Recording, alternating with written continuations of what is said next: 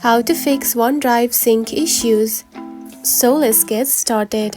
The number one fix is check your internet connection. Make sure you are connected to Wi-Fi or have mobile data enabled, just like this. Next step is clear app cache. Now go to settings, just like this. Then tap onto general right here, select it. Then tap onto iPhone storage. Then scroll down and simply find the OneDrive application. Then open it. Then tap on to Offload app. And after offloading it, your cache of the app will be cleared. And final step is to simply reinstall it.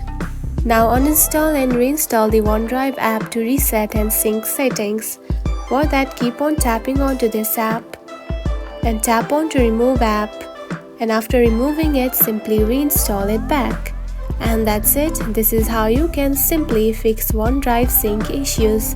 If you found this video helpful, don't forget to like and subscribe for more tips. Thanks for watching.